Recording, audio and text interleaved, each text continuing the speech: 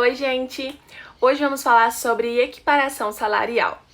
A equiparação salarial é um instituto do direito do trabalho, por meio do qual o trabalhador busca receber salário igual àquele recebido por um colega seu que realize o mesmo serviço.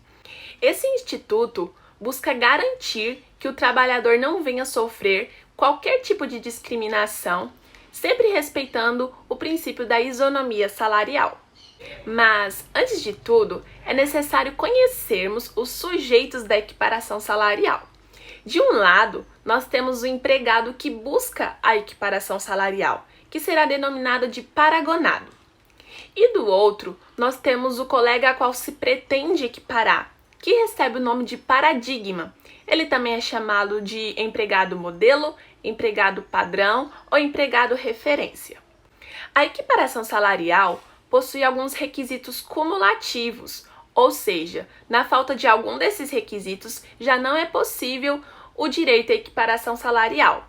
E hoje vamos conhecer quais são esses requisitos, começando pela identidade de função. Na identidade de função, ambos os empregados, tanto paradigma quanto paragonado, eles devem exercer função idêntica. Lembrando que função é um conjunto de tarefas que não se pode confundir com cargo. Aqui não interessa a denominação do cargo, e sim a função efetivamente exercida pelos empregados. E não basta a mera semelhança, é necessária a total identidade na função desempenhada.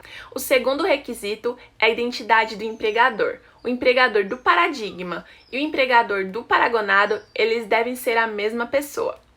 O terceiro requisito é a identidade do estabelecimento. Com a mudança trazida pela reforma trabalhista, agora é necessário que tanto o paradigma quanto o paragonado, eles trabalhem no mesmo estabelecimento comercial.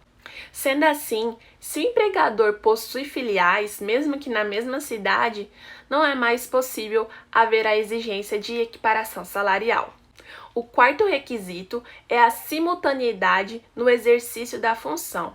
Conforme jurisprudência predominante, a equiparação salarial somente faz sentido se os empregados trabalharam juntos em uma mesma época por pelo menos 30 dias. Não é necessário que na época que o empregado entrar com a ação trabalhista, ele e o paradigma ainda estejam trabalhando, desde que em algum momento ambos trabalharam juntos por pelo menos 30 dias. O quinto requisito é a identidade na perfeição técnica.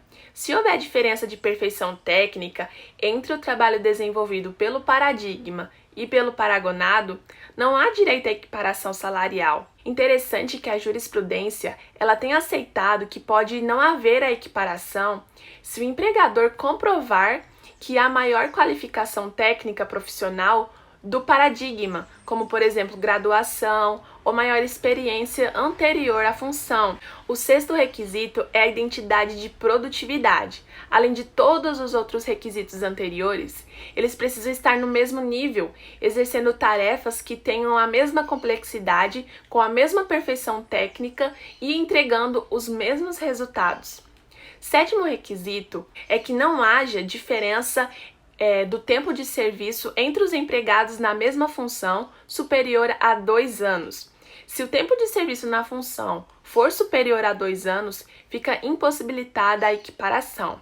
E cuidado, é tempo de serviço na mesma função e não na mesma empresa, são coisas bem diferentes.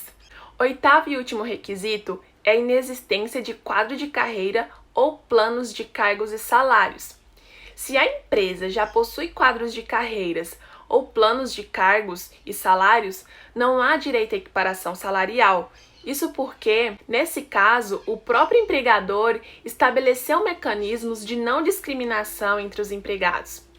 E, para finalizarmos, é preciso lembrá-los que é o empregado quem precisa provar que ele preenche todos esses requisitos.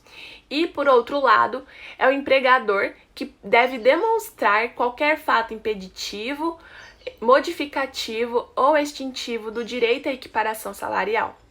Então é isso, eu espero que vocês tenham gostado e entendido sobre esse tema importante do direito do trabalho.